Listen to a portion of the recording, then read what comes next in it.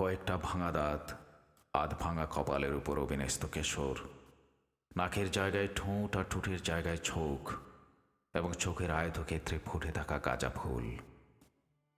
এই তো অনেকটা এরকমই আমার কবিতা। অর্ধেক মানুষ, অর্ধেক ঘোড়া। ঘোড়া ছোটে, ঘোড়া ছুটে। এবুসিনিয়ার আকাশে লুটকে থাকা রুগ্ন চাঁদের নিচে ঘোড়া ছুটে। এই ঘোড়ার ঘর নাই, গন্তব্য নাই। পায়ে পায়ে পাতাবাহার, ঝরা পাতার সংসার উড়ে। উড়ন্ত কবিতাগুলো শুধুমাত্র ইতর নয়, অনবদ্য ইতরের মতো হরিণ হত্যাকারী, মাংস শিকারী। কবিতাগুলো একদা মহিষী হওয়ার কথা ছিল, হয়ে গেছে চামার। হওয়ার কথা ছিল শ্রীকৃষ্ণদেব, হয়েছে মৎস্যকামী। এরকমই তো প্রস্ফুটিত নিগ্র কারাগারে রক্তমাখা আফ্রিকান গোলাপ, অনেকটা এরকমই। মৃত্যুর দণ্ডাদেশ প্রাপ্ত জিব্বা কাটা আসামির মতো আর তো দেখি হাসপাতালের বারান্দায় এইডস আক্রান্ত রুগীটি পেলপেল করে তাকিয়ে রয়েছে ডাকাহীন মাছির দিকে। চোখের মনিতে তৈরি করছে মাছির সাঁতার দৃশ্যের ডানা, আর আরব্য রজনীর রমণীরা নির্নিমেষ তাকিয়ে থাকে এইসব ক্যান্সার আক্রান্ত কবিতার দিকে।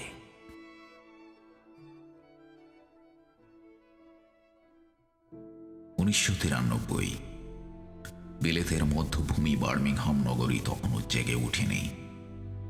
ঘুম ভাঙা শহরের প্রান্ত ঘেঁষে ঘেঁষে আগমন ঘটেছিল কবি দেলোয়ার হোসেন মঞ্জুর। ইট পাথরের এই শহরে কবির কেটেছে বহু বছর, কেটেছে যৌবন। কালো পাথরে ঢাকা কুচকুচে রাস্তায় কবি শুনতে পেয়েছিলেন পাথরের চিৎকার। কবি দেখেছেন পিষ্ট হয়ে যাওয়া পাথর আর পাথর ছানাগুলোকে। কবি উপলব্ধি করেছেন জীবনের ভয়ঙ্কর হুঙ্কারে কেঁপে ওঠা ব্রিটিশ বাঙালির সংস্কৃত নামের সেই দুগ্ধ শিশুর চিৎকার। কবি দেখেছেন কি করে সম্ভাবনার নৌকো ভাসতে ভাসতে বিলীন হয়ে যায় পুঁজিবাদ বস্তুবাদের এই লোহার নগরীতে।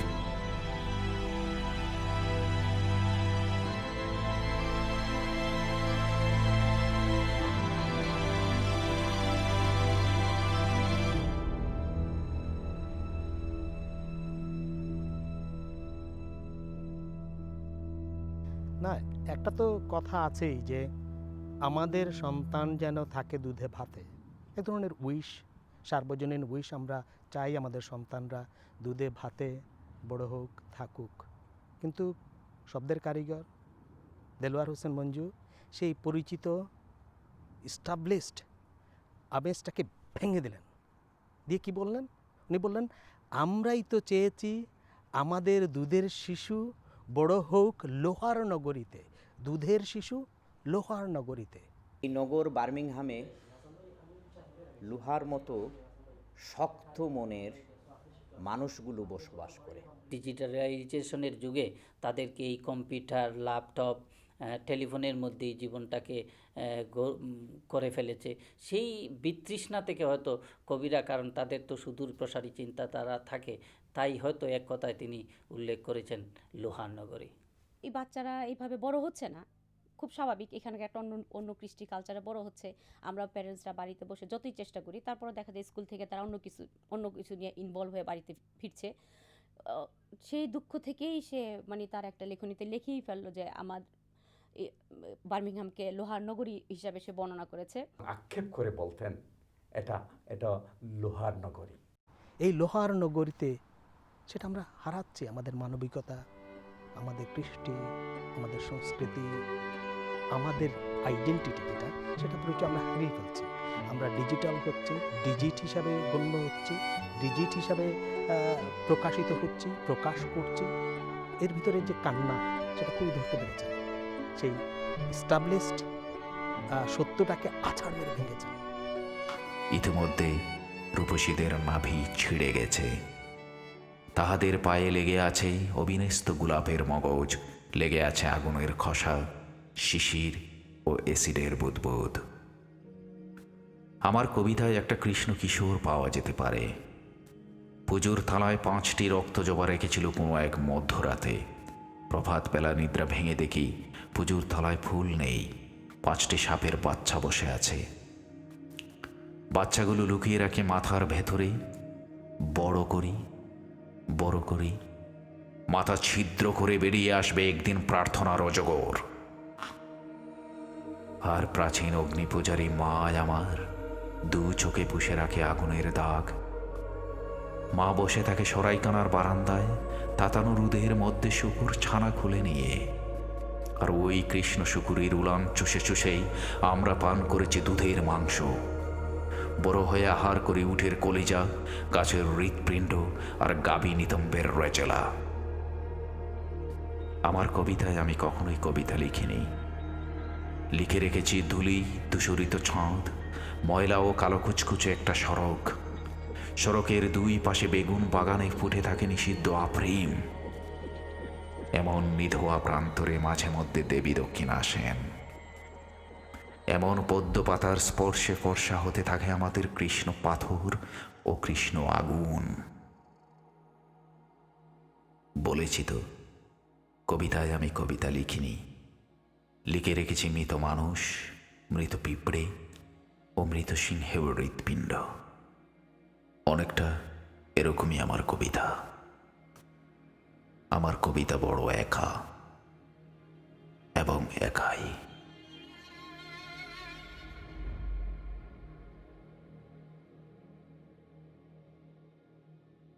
আমি একজন সমাজকর্মী, কিন্তু আমি মনে করি ওনার কবিতা, ওনার লেখায় যে জিনিসগুলা সামনে আসতো সেটা হলো মানুষের কথা, সমাজের অসঙ্গতির কথা। শরীর থেকে 270টি হাড় খুলে রোদের মধ্যে শুকোতে দিয়েছিলাম। কথাগুলো দেখেন। ঘুম ভেঙে দেখি হাড়গুলো চিবিয়ে খাচ্ছে প্রাগ ইতিহাসের অন্ধ বেড়াল। হাড়গুলো চিবিয়ে খাচ্ছে প্রাগ ইতিহাসের অন্ধ বেড়াল। আবার তৈরি করতেন নতুন নতুন করে, যেটা পরিচিত, যেটা জানা যে ইমেজ আছে সেটাকে ভাঙতেন, চূর্ণ বিচূর্ণ করে দিতেন, আবার নতুন করে উনার মতো করে উনি তৈরি করতেন। তার স্বপ্নের মধ্যে, তার চিন্তার মধ্যে এক ধরনের একটা বৈরিতা ছিল, অসম্ভব রকমের একটা জটিলতা ছিল, অসম্ভব রকমের একটা বৈপরীত্য ছিল। বাংলা কবিতা এটা খুব বিরল রকমের চিত্রকল্প তিনি রচনা করেছেন এবং অদ্ভুত রকমের একটা কল্পনা শক্তি। সাপ ও সূর্যমুখী, আমি গতকালও কাকে বলেছি যে এটার সঙ্গে খুব মেলে নাই, উৎপ্রেক্ষাগুলো দেখবেন যে একটার সঙ্গে আরটা যায় না। সাপের সঙ্গে সূর্যমুখীর কোনো মিল নাই এবং ইনি বিশ্বাস করতেন যে এই শব্দগুলো আসতে হবে ওহির মতো। সে চেয়েছে একটা জায়গায় পৌঁছতে, একটা নির্যাসে একটা জায়গায় পৌঁছতে, যেখান থেকে সেই জায়গা থেকে যে চিন্তাটা, সেই চিন্তাটাকে সে বলছে যে একটা ঐশ্বরিক চিন্তা। আমি জানি যে রাত 12টা 1টা হয়েছে মানেই দিলওয়ার হোসেন মঞ্জু একটা অন্য মঞ্জুতে পরিণত হতেন। তাকে যারা প্রত্যেক দিন দিনের বেলায় চেনে, আমাদের এক বন্ধু বলেছেন যে দিনের বেলার দিলওয়ার হোসেন মঞ্জু আর রাতের বেলার দিলওয়ার হোসেন মঞ্জু সম্পূর্ণ ভিন্ন। লোহার নালিয়া ক্ষেত, তার সমস্ত কিছু ইস্পাতের গোলাপ, এটা হচ্ছে তার প্রথম গল্প। আপনি ইস্পাতের কি গোলাপ হয় না, আমাদের লোহার নগরী। হ্যাঁ, যে কোনো জিনিসেতে দেখবেন আপনি যন্ত্র, লোহা, তার মধ্যে একটা যে মেটেরিয়ালটা আসতো, তারপরে পিতলের কলিজা, কবুতরের ভিতর এইরকমের একটা এই মেটাফোরগুলো বারবার আসতো। ক্রিয়েশনের যে মজাটা উনি নিতেন, একদম স্বার্থপরের মতো নিতেন, দু হাতে তিনি নিতেন। তার চিন্তাটা এমন একটা পর্যায়ে গিয়ে উনি চিন্তা করতে চেয়েছেন নিজেকে নিঃস্ব করে, নির্জনে গিয়ে একা হয়ে ধ্বংস করে। তাকে বিধ্বংসবাদী কবিও বলা হয়।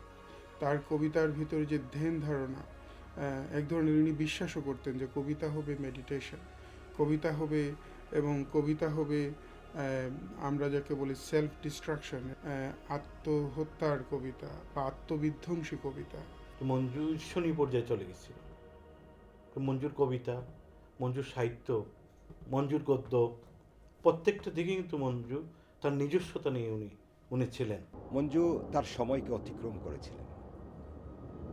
তিনি দেশের বাইরে থাকতেন, কিন্তু তার লেখায় দেশ, সমাজ সহ প্রত্যেকটি বিষয় যেভাবে ফুটে উঠত তা দেখে আমি বিস্মিত হতাম। তিনি যে ধরনের কবিতা লিখতেন, যে অনুপ্রেরণা থেকে, সেটা কিন্তু আজকের কবিতা নয়, সেটা ভবিষ্যতের কবিতা।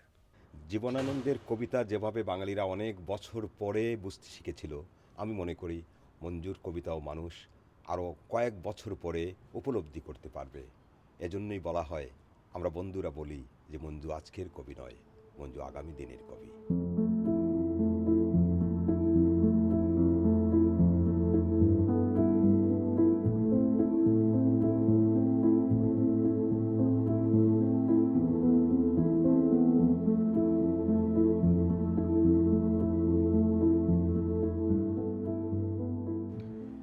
মৃত্যুর প্রায় সপ্তাহখানেক আগে মঞ্জু একটা কবিতা লিখেছিলেন ফেসবুকে। তো সেই কবিতার মধ্যে মঞ্জু আসলে জীবন এবং চলে যাওয়া এই সবগুলোই তার কবিতার মধ্যে ফুটে উঠেছিল। তো আমি মন্তব্য করতে গিয়ে আমি লিখেছিলাম, কোনো কিছু না ভেবেই আমি লিখেছিলাম, এমন আত্মবিধ্বংসী কবিতা আর ভালো লাগে না। মঞ্জু রাত 10টায় নিয়মিত যেভাবে তিনি ফোন করতেন, ঠিক সেভাবেই রাত 10টার দিকে ফোন করলেন এবং ফোন করলে বললেন, কবি, আত্মবিধ্বংসী মানে কি জানেন?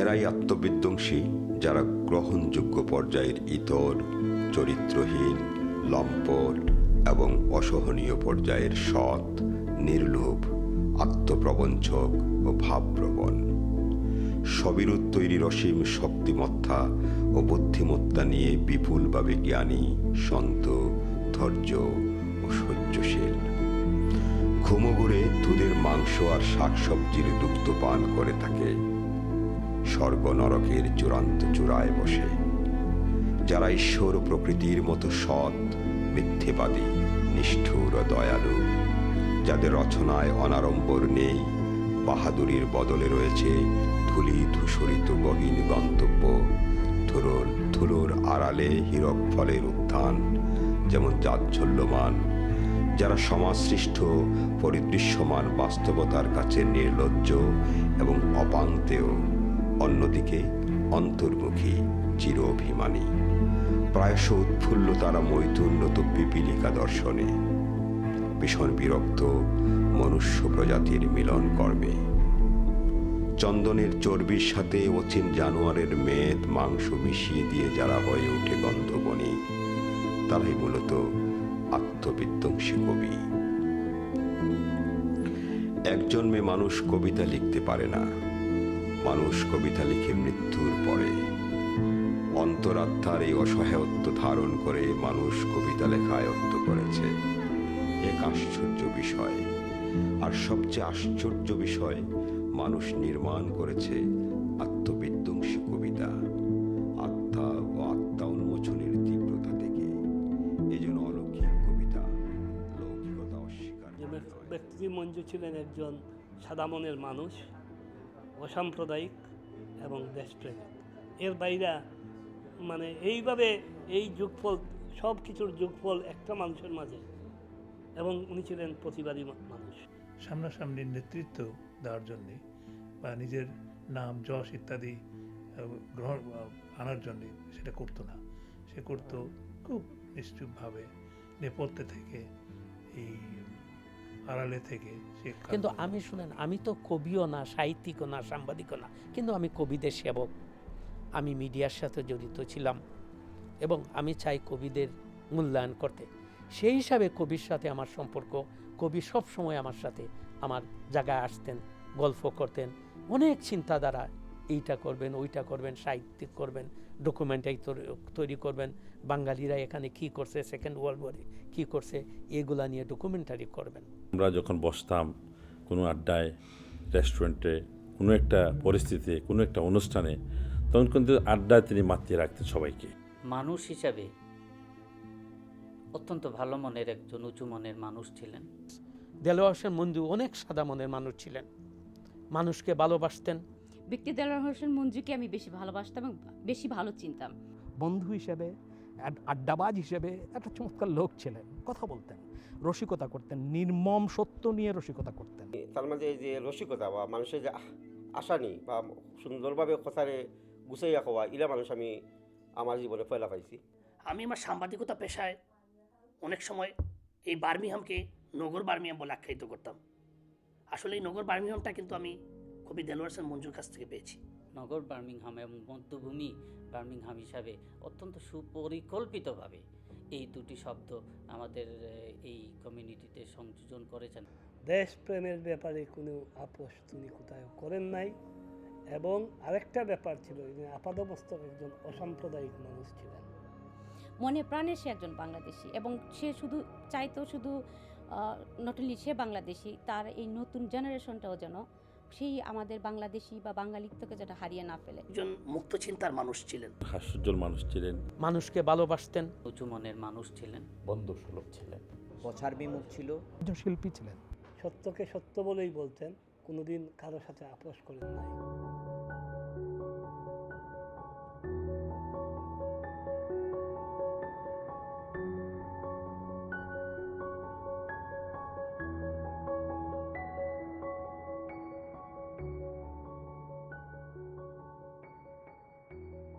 দেলোয়ার হোসেন মঞ্জুকে নিয়ে আমরা বসতাম, গল্প করতাম, আমরা বিভিন্ন আলাপ আলোচনায় মেতে উঠতাম। এই সব আমরা হারিয়ে ফেলেছি, এগুলি আর নেই। মনে হয় এখানে আর একাই আমরা কিছু মানুষ বসবাস করি, কবি দেলোয়ার হোসেন মঞ্জু আমাদের মাঝে নেই। এটা আমরা অনেকেই মেনে নিতে পারি না। রাতের 2টা ফোন আসতো আমার। একটা ফোন আসতো আমার মায়ের কাছ থেকে, একটা ফোন মঞ্জুর কাছ থেকে আসতো। 11টা পর 12টার দিকে হঠাৎ করে মঞ্জুর ফোনটা আসতো। মঞ্জুর ফোনটা আসতো, বন্ধু কেমন আছেন, কবি কেমন আছেন। এই দুজন মানুষকে আমি সত্যিকারতে হারিয়ে ফেলেছি। মঞ্জু এই ফোনটা যে আসবে না সেটা আমি বিশ্বাস করতে পারি না। গ্রামের সেই প্রদীপ তুলতুল করে জ্বলছে, এবং আপনি গিয়ে সেখানে বসলেন, এবং সেই প্রদীপের আলোয় আমরা কিছুক্ষণ পৃথিবীর সমস্ত সৌন্দর্যের গুণকীর্তন করলাম। সেই আয়োজনটা ভেঙে গেল টোটালি, এবং in a very unbelievable way. যে লোকটিকে নিয়ে আমি মনে করেন 29 দিন আগে, তার শরীরের মধ্যে তখনও কিন্তু cancer, he is already been diagnosed with cancer, and we still sat in restaurant, we still talked about life, we still talked about lot of many things, and then he suddenly passed away. I mean, it is a shock, but at the same time it is a great honor and a great feeling as well that Manju ভাই অনেক লিখে গেছেন। অনেক দিন গেছে আমি তার সাথে কথাই বলি নাই, রাগে, কষ্টে, হিংসায়, ঈর্ষায়। কিন্তু এত প্রতিভাবান, এত এত শক্ত চরিত্রের একজন কবি ছিলেন। উনি উনার মতো করে তৈরি করেছেন, ভেঙেছেন, গড়েছেন। আমি কবি না, আমি নাটকের লোক, কিন্তু একজন কবিকে যখন দেখি, একজন শব্দের কারিগরকে যখন দেখি লিখছেন, আমার কাছে সেটা অনুপ্রাণিত করতো আমাকেও। বাংলা ভাষা আন্দোলনের সেই অমর একুশের গানের রচয়িতা আব্দুল গাফফার চৌধুরী ওনাকে বলতেন বিলেতের সুকান্ত। আমরা কখনোই যে ভাবিনি তখনও যে বিলেতের সুকান্ত ঠিকই সুকান্তের মতো উনি যে এত অল্প বয়সে চলে যাবে, সেটা আমরা কখনো ভাবিনি। আমি অপার হয়ে বসে আছি, ওহে দয়াময়,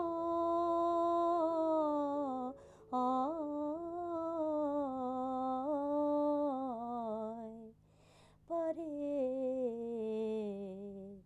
লয়ে যাও আমায়। এটা তার এতই প্রিয় গান ছিল, শেষ পর্যন্ত সে ওপারেই চলে গেল। আর আমাকে প্রায় সেই গানটা গাওয়াইতো, কিন্তু এর মানে যেরকম ছিল আমার কখনোই মনে হয় নাই। কিন্তু সে যাই না, সে তো এত ইয়াং ছিল, কিন্তু তার এই গানগুলো এতই প্রিয় ছিল। মরে গেলে শুয়ে রব পাথর ছিদ্রে, জন্মান্ত কবরে পদচাপ রয়ে যাবে কুয়াশানগরে। মঞ্জুর পদচাপ রয়ে গেছে কুয়াশানগরে, বন্ধুর পদচাপ রয়ে গেছে আমাদের হৃদয়ে হৃদয়ে। মঞ্জু আজীবন আমাদের হৃদয়ে থাকবে। মঞ্জু আমাদের হৃদয় আলো ছড়াবে, সারা জীবন বন্ধু হয়, কাছের মানুষ হয়। ঘরের কে বা ঘুমাই কে বা জাগে ওরে মন ওরে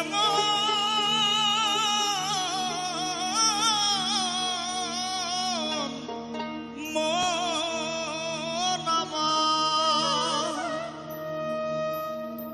ঘরের কে বা ঘুমাই কে বা জাগে কে কারে দেখাই স্বপ্ন এই বেলা তোর ঘরের খবর জেনে নে